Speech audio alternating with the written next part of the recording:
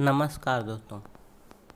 Civil engineering pointer book से हम लोग सॉइल मैकेनिक्स के पॉइंट्स देख रहे हैं, जिसमें चैप्टर 1 इंट्रोडक्शन को हमने कंप्लीट किया है। अब चैप्टर 2 का पार्ट 1 हमने कंप्लीट किया है, पार्ट 2 देखने वाले हैं। दोस्तों, इस वीडियो को आप लोग जितना सुनेंगे, देखते देखते सुनेंगे तो अच्छी बात है, वरना आप खाना बनाते समय, घूमते समय या किसी भी समय, जिस समय एक काम भी कर रहे हैं, देखेंगे तो आपको क्या होगा, सिविल इंजीनियरिंग के पॉइंट याद हो जाएंगे, जो आपको क्या होंगे, प्रतियोगी परीक्षाओं में बहुत सारा हेल्प करेंगे। तो आइए देखते हैं। कह रहा मृदा कणों का बैठाव की दर, मृदा कणों के बैठाव की दर होती है। मृदा कणों के बैठाव की दर कण के माप के वर्ग के समानुपाती होती है, यानी directly proportional to square of size of particle. मृदा के व्यासरण में व्यासरक का कार्य करता है, यानी in the dispersion of soil dispersing agent is. तो डिस्पर्सिंग एजेंट कौन होता है? सोडियम हेक्सामेटा फास्फेट, जिसे क्या कहते हैं, कैल्गन भी कहते हैं।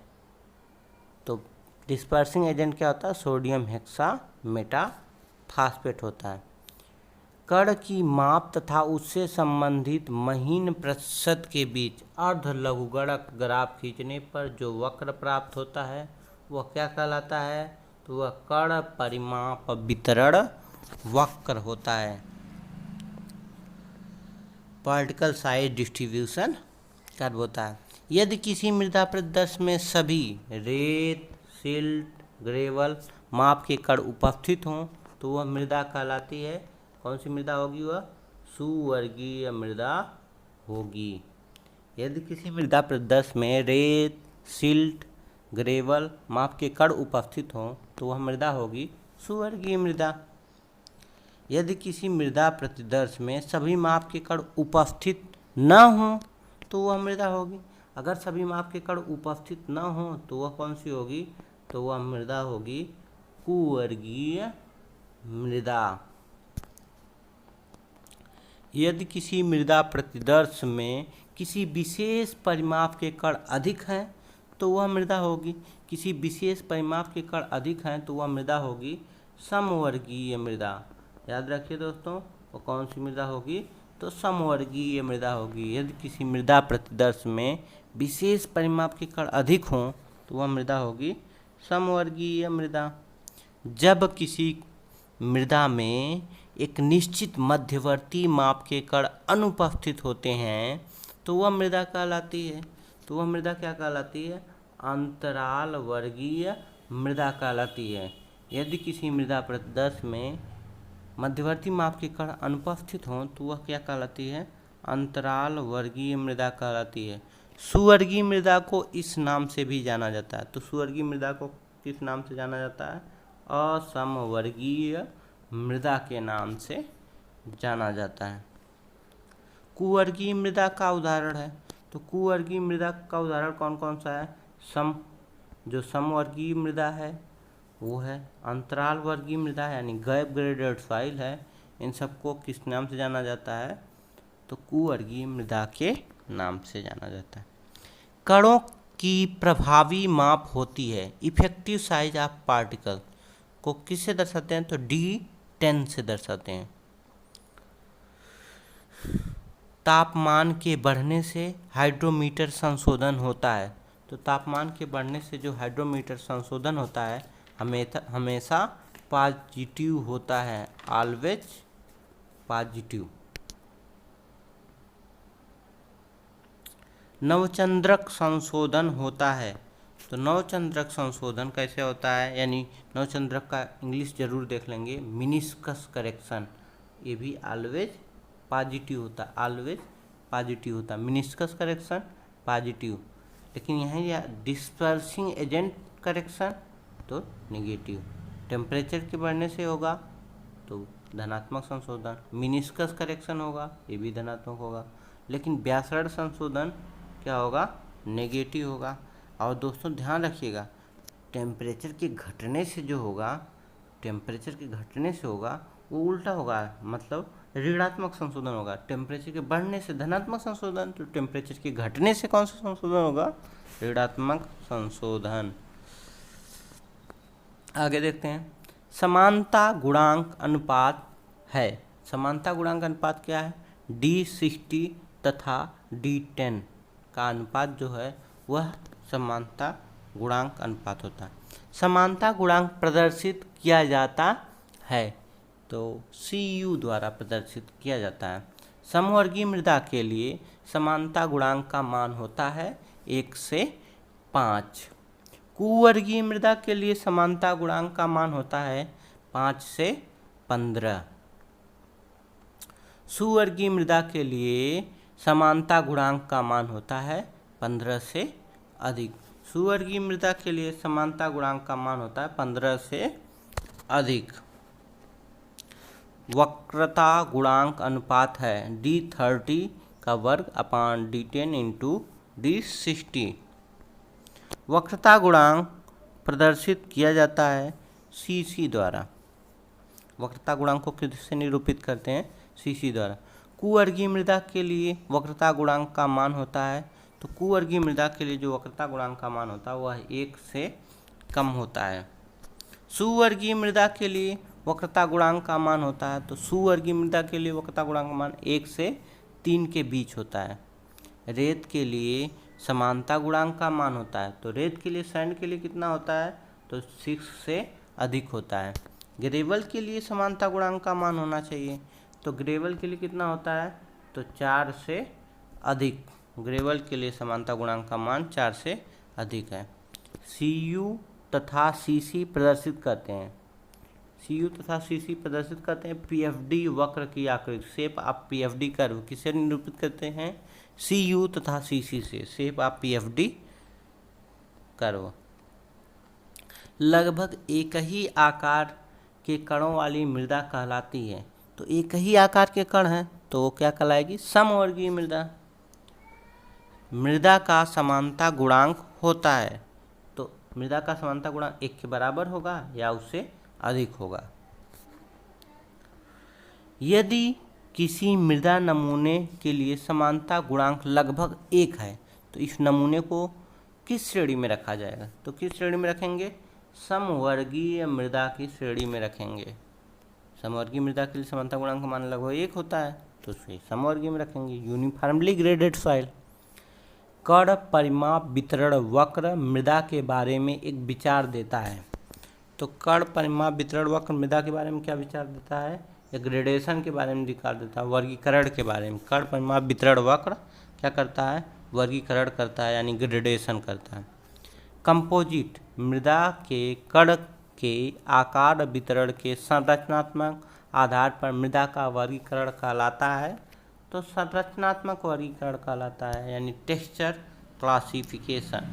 याद रखिए, classification of composite soil exclusive particle size distribution के नाम पे वेफ्ड जो होती है पार्टिकल साइज डिस्ट्रीब्यूशन और टेक्सचर क्लासिफिकेशन होते हैं। मृदा के संरचनात्मक वर्गीकरण के अनुसार मृदा का वर्गीकरण किया जाता है, तो कितने भागों में किया गया है?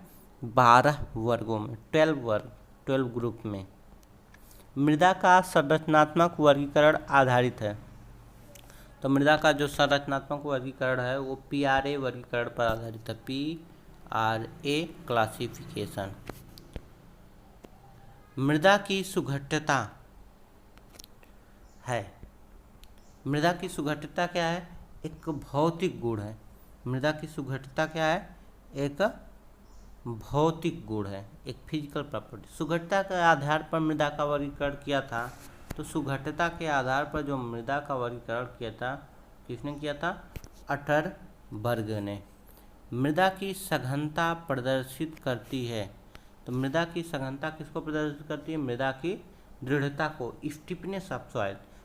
कंसिस्टेंसी क्या निरूपित करती है? तो कंसिस्टेंसी स्टिफनेस को निरूपित करती है। दोस्तों एक चार्ट है, आप देख ले सकते हैं। ये टेक्सचर क्लासिफिकेशन है सॉइल का टेक्सचर क्लासिफिकेशन है। जब हम थ्योरी क्लास लेंगे तो इसके बारे में बढ़िया से पढ़ाएंगे, आपको पूरा याद हो जाएगा। अभी हम लोग वन लाइनर देख रहे हैं कॉम्पिटिटिव एग्जाम के लिए, जो महत्वपूर्ण क्वेश्चन है, जिसे आप मात्र सुनने भर से आपको परीक्षा में बहुत सहयोग मिलेगी। और आप इसे याद कर लेते हैं, एक नोट्स लेके बैठते हैं और पूरा देखते हैं वीडियो को, और जो वन लाइनर आपको तैयार नहीं है जो पॉइंट, उस पॉइंट को लिख के तैयार करते हैं, तो आप ज़रूर ही सिलेक्शन को प्राप्त कर सकते हैं। मृदा में जलांश की वह मात्रा जिस पर मृदा कुछ अपरूपण सामर्थ्य प्रदर्शित करना प्रारंभ कर देती है कहलाती है। तो मृदा में जलांश की वह मात्रा जिस पर कुछ अपरूपण सामर्थ्य प्रदर्शित करना प्रारंभ कर देती है, वो कौन सी सीमा होती है? द्रव सीमा। और द्रव सीमा की बात क्या होती है? बिल्कुल लिक्विड की तरह व्यवहार करने लगती है। मृदा की वह स्थिति जिस पर मृदा द्रव की भांति व्यवहार करती है कहलाती है तो द्रव अवस्था। मृदा की वह स्थिति जिस पर मृदा द्रव की भांति व्यवहार करती है वह द्रव अवस्था होती है। द्रव अवस्था में मृदा की अपरूपण सामर्थ्य होती है। तो द्रव अवस्था में मृदा की अपरूपण सामर्थ्य नगण्य होती है। याद करिए दोस्तों, शून्य नहीं होती है, बिल्कुल समाप्त नहीं होती है, थोड़ी मात्रा में होती है, जिसे नगण्य मान लेते हैं। तो द्रव अवस्था में मृदा की अपरूपण सामर्थ्य होती है नगण्य। मृदा में जलांश की वह मात्रा जिस पर मृदा सुघट्य पदार्थों की भांति व्यवहार करती है वह स्थिति कहलाती है सुघट्य सीमा।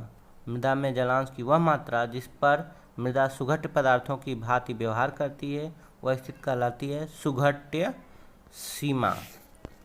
सुघट्य अवस्था तथा द्रव अवस्था के बीच की सीमा है द्रव सीमा।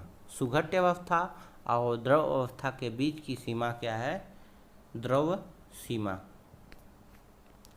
मृदा में वह जलांश जिस पर मृदा पहले अपनी पूर्ण सुघट्यता खो देती है तथा जब इसे ढाला जाता है तो यह टूटना प्रारंभ कर देती है कहलाती है सुघट्य सीमा। मृदा में वह जलांश जिस पर मृदा पहले अपनी पूर्ण सुघट्यता खोल देती है तथा जब इसे ढाला जाता है तो वह टूटना प्रारंभ कर देती है कहलाती है सुघट्य सीमा। सुघट्य सीमा से कम जलांश होने पर मृदा होती है अर्ध ठोस अवस्था में। सुघट्य सीमा से कम जलांश होने पर मृदा होती है अर्ध ठोस अवस्था में। मृदा में वह जलांश जो मृदा के वास्तविक आयतन को परिवर्तित किए बिना उसे पूर्ण रूप से संतृप्त कर दे कहलाती है। मृदा में वह जलांश जो मृदा के वास्तविक आयतन को परिवर्तित किए बिना, मतलब देखिए आयतन परिवर्तित नहीं हो रहा है और पूर्ण रूप से संतृप्त कर दे, उसको क्या कहते हैं? उसको कहते हैं संकुचन सीमा, श्रिंकेज लिमिट। याद करिए श्रिंकेज लिमिट पर क्या होता है? संतृप्ति अंश। देखिए आ भी गया प्रश्न, नहीं मैं सोच रहा था। संकुचन सीमा पर संतृप्ति अंश होता है तो 1 होता है, या परसेंटेज में कहें तो 100% होता है। तो संकुचन सीमा पर संतृप्ति सेचुरेशन कितना होता है? सेचुरेशन 100% होता है। अब ध्यान दीजिए दोस्तों इस ग्राफ को। और सबसे पहले क्या होती है? सॉलिड स्टेट होती है। सॉलिड स्टेट और सेमी सॉलिड स्टेट के बीच की जो सीमा होती है उसे श्रिंकेज लिमिट, इसी पर 100% सेचुरेशन होता है। फिर आगे है सेमी सॉलिड स्टेट और प्लास्टिक स्टेट, इसके बीच की जो लाइन है उसे हम प्लास्टिक लिमिट यानी WP कहते हैं। फिर इसी प्रकार आगे है प्लास्टिक स्टेट और लिक्विड स्टेट, इसके बीच की जो सीमा है उसे क्या कहते हैं? लिक्विड लिमिट कहते हैं। लिक्विड लिमिट कहते हैं। आगे आते हैं, हम लोग वन लाइनर देख रहे हैं। संकुचन सीमा प्रदर्शित की जाती है, तो संकुचन सीमा को WS से प्रदर्शित किए थे तो WS द्वारा। सुघट्य सीमा प्रदर्शित की जाती है, तो सुघट्य सीमा किसके द्वारा प्रदर्शित की जाती है? WP द्वारा। द्रव सीमा प्रदर्शित की जाती है तो WL द्वारा। यदि मृदा का जलांश संकुचन सीमा पर हो तो मृदा अवस्था में होगी। एकदम कह रहा है संकुचन सीमा पर हो। अब देखिए ध्यान से देखिए, यदि मृदा का जलांश संकुचन सीमा पर हो तो मृदा होगी, मतलब एकदम यहाँ पर हो, इस लाइन पर हो। संकुचन सीमा ये ना श्रिंकेज लिमिट, तो कौन सी होगी, सेमी सॉलिड होगी कि सॉलिड होगी? तो कहा गया है कि वह ठोस अवस्था में होगी, यानी सॉलिड स्टेट में होगी। यदि मृदा का जलांश संकुचन सीमा और सुघट्य सीमा के मध्य हो तो वह स्थित होगी। क्या तब कैसे होगी? अर्ध ठोस अवस्था में स्थित होगी। यदि मृदा का जलांश सुघट्यता सीमा और द्रव सीमा के मध्य होगी, सुघट्यता सीमा और द्रव सीमा के मध्य होगी, तो वह स्थित कहलाती है सुघट्य अवस्था कहलाती है, सुघट्य अवस्था कहलाती है। यदि मृदा का जलांश द्रव सीमा से अधिक हो तो वह मृदा कहलाती है लिक्विड स्टेट। मृदा की सुघट्य सीमा और संकुचन सीमा के बीच अंतर कहलाता है। मृदा की सुघट्य सीमा और संकुचन सीमा के बीच जो अंतर होता है उसे श्रिंकेज इंडेक्स, संकुचन सूचकांक कहते हैं। संकुचन सूचकांक प्रदर्शित किया जाता है। तो संकुचन सूचकांक को कैसे प्रदर्शित किया जाता है? IS द्वारा। संकुचन सूचकांक को किससे प्रदर्शित किया जाता है? IS द्वारा। जलांश का वह परास जिसमें मृदा अर्ध ठोस अवस्था में होती है कहलाती है, तो क्या कहलाती है? संकुचन सूचकांक कहलाती है। एक मृदा पिंड सुघट्य संकुचन संतुलन में कहलाता है यदि वह होता है। एक मृदा पिंड सुघट्य संतुलन में कहलाता है यदि होता है विफल होने के कगार पर।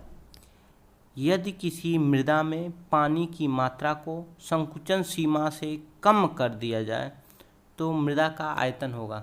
तो कहते हैं संकुचन सीमा यानी श्रिंकेज लिमिट। श्रिंकेज लिमिट के बाद पानी को चाहे कम करिए, उसका आयतन क्या होगा? स्थिर होगा। संकुचन सीमा तक उसका आयतन स्थिर होगा। जलांश का वह परास जिसमें मृदा सुघट्य पदार्थ की भांति व्यवहार करती है कहलाता है सुघट्यता सूचकांक। सुघट्यता सूचकांक प्रदर्शित किया जाता है IP अथवा PI द्वारा। सुघट्यता सूचकांक प्रदर्शित किया जाता है IP अथवा PI द्वारा। दोस्तों, यहाँ पर इस पार्ट को हम समाप्त करते हैं। अब हम इस चैप्टर को पार्ट 3 में इस ऑनलाइनर को ख़त्म कर देंगे। तब तक के लिए वेट कीजिए और इसका रिवीजन कीजिए। साथ साथ इसमें के जो पॉइंट आपको नहीं समझ में आते हैं उसको कमेंट में पूछ सकते हैं, या वीडियो में भी कोई त्रुटि है तो उसको कमेंट के थ्रू हमें बता सकते हैं और आप नोट्स बना के अच्छी तैयारी कर सकते हैं। तो हमारा वीडियो देखने के लिए धन्यवाद।